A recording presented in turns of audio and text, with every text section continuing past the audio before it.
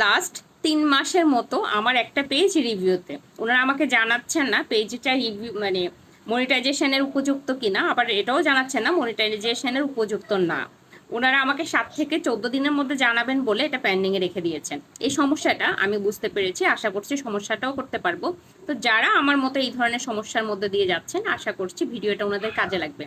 আসসালামু আলাইকুম, সবাই কেমন আছেন? আশা করছি সবাই খুব ভালো আছেন। যিনি বা যারা যেখান থেকে এই মুহূর্তে আমার ভিডিওটি দেখছেন, যদি ভালো লেগে থাকে প্লিজ লাইক কমেন্ট শেয়ার দিয়ে পাশে থাকবেন, আর যদি ভালো লেগে না থাকে নিজের মধ্যে স্কিপ করে চলে যাবেন। যেটা বলছিলাম, লাস্ট 3 মাস ধরে আমার একটা পেজ ইনস্টিম অ্যাড রিভিউতে, লাস্টে 3 মাস না হলেও অন্তত 2.5 মাস হবে। এই সমস্যাটা আমি মুভ অন করতে পারছিলাম না, কারণ আমি সমস্যাটাই আইডেন্টিফাই করতে পারছিলাম না আমার সমস্যাটা কি। ওই সমস্যাটা আমি খুঁজে বের করেছি। আমি আশা করছি যারা যারা এই সমস্যার মধ্যে দিয়ে আছেন আজকে একটা সমাধান পাবেন।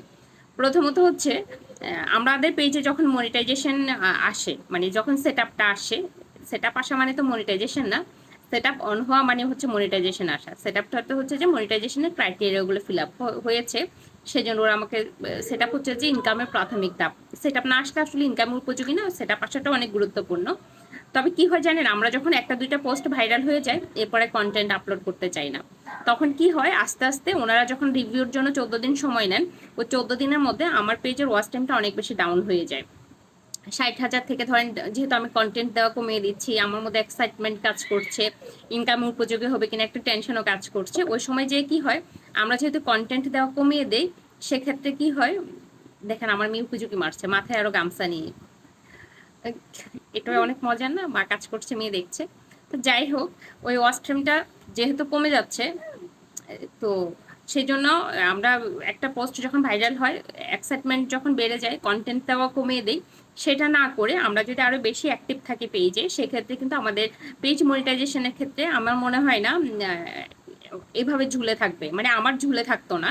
আমি যেহেতু যে পেজে ইনকাম আসছে ওটাতে একটু অ্যাটেনশন বেশি দিয়েছিলাম, এটাতে যেহেতু আমার মনোযোগ ছিল না, সেজন্য আমার এখানে এটা হয়েছে। আমার ওয়াচ টাইম কমে 30,000, 29,000, 20,000 এরকম আপস অ্যান্ড ডাউন করছে। তো একটু কষ্ট হবে, টানা যদি 15 দিন আমি অ্যাক্টিভ থাকি আশা করছি ওয়াচ টাইম বেড়ে যাবে। আপনারাও যারা যারা এই সমস্যায় আছেন, ওনারা আজকে থেকে এই মুহূর্তে থেকে পেজে অ্যাক্টিভ হয়ে যান। যে ধরনের কন্টেন্ট নিয়ে কাজ করেন না কেন, যে কন্টেন্ট নিয়ে কাজ করেন না কেন, পেজে অ্যাক্টিভ হয়ে যান।